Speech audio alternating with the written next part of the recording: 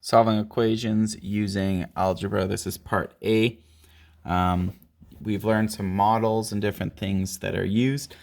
This is just a brief, hey, you have an equation, how do you solve it? We're going to do one that has some, we're going to do some one-step equations that have addition, some that have subtraction, some that have multiplication, and some that have division. The addition, subtraction, I think will come pretty quickly to most of you. The division, multiplication, just because of the way it's shown, might be a little bit different. And finally, then we'll do a two-step equation that will, a couple of those will have some mixtures. All right, here's an addition one. We've got d, some variable, plus 6. So you've added or made more than some amount is going to equal 24.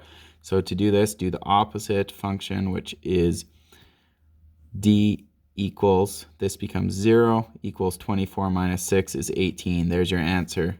And then to quickly verify, 18 plus 6 equals 24. Is that true? Yeah, 18 plus 6 is 24. So that's a quick verify. So nice and easy.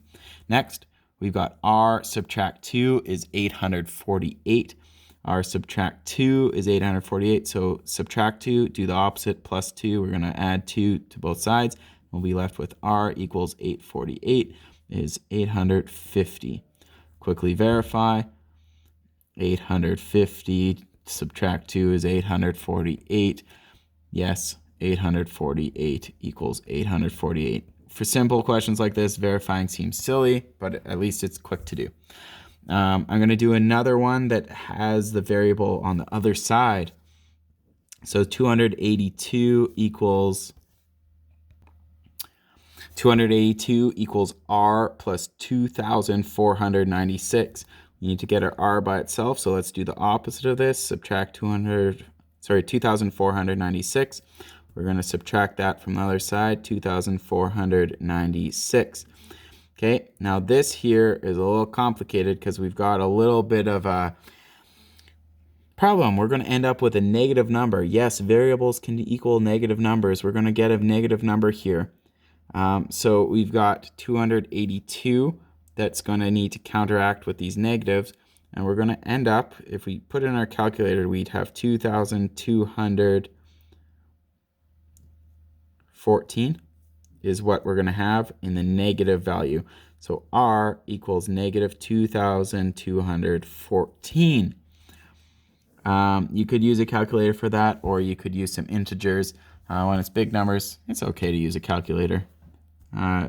As long as you type it right, it's hard to make a mistake. But we need to verify, and I think that's important to do if you're doing big numbers like this. So we're going to have 282 equals r. r was 2,000 in the negative way. 214, negative 2,214. 2,496 is the rest of this. So let's figure this out. Remember this, 282. If we flip these, we have 2,496 subtract 2,214, 2,214. Let's subtract that. 6 subtract 4 is 2. 9 subtract 1 is 8. 4 subtract 2 is 2. And 2 subtract 2 is 0. And we have 282, which it verifies. Look at that. So yes, sometimes your variables might be negative numbers. Here's a question. 42 equals, we got a Greek letter. This is lambda. Subtract 4. So what's the opposite of subtract 4? It's positive. So we're going to add 4 to both sides. We're going to end up with 46 equals lambda. So lambda equals 46. And just to verify, 42 equals 46 subtract 4. And sure enough, that's 42. 6 subtract 4 is 2, and then 4 is still there in the 10 spot. So it's verified. Put a little check mark. Let's do some that are multiplication and division. So here's multiplication. 4q equals 48. 4 times q is 48. What's the opposite of this multiplication? We need to get our q by itself. We need to divide. Okay, so q is same thing as 48 divided by 4. 48 divided by 4. We can do it this way. 8 divided by 4 is 2. 4 divided by 4 is 1. So q equals 12. And to verify, 4 times 12 equals 48. 4 times 12, is that 48? Yeah, it absolutely is. So 48 equals 48. It's verified. Here's a division question. What about 28 divided by... Or about this here? R divided by 6 equals 9. Sorry, I wanted to do a different question first. So R divided by 6 equals 9. We're dividing, that's what this means here. When we have this here, remember this division sign, it came from the top dot is the number that's before R, and the one that comes after is the one the bottom dot. That's where that came from. So R divided by 6 equals 9. What's the opposite of division? It's multiplication, so we're going to go 6 times that. We're going to multiply 6 on both sides, okay? So R is the same thing as 9 times 6. 9 times 6 is 54. And let's just check this out. To verify it, we're going to go 54 divided by 6 equals 9. Is 54 divided by 6 9? Yes, it absolutely is. So 9 equals 9. I'm going to do another couple questions here. What about this? 42 divided by n equals 7. Well, check this out. What have we been doing? When we divide by a number, we need to get it by itself. We need to multiply by both sides. So here's one way to do it.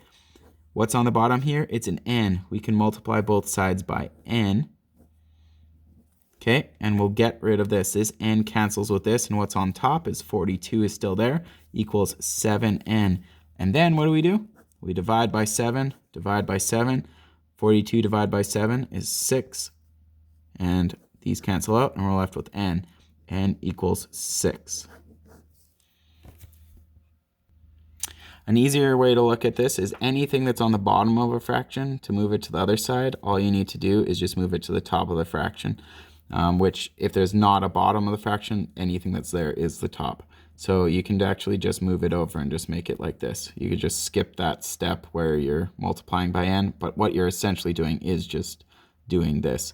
But you can move whatever's on the bottom on one side of an equation to the top on the other and have it multiplied.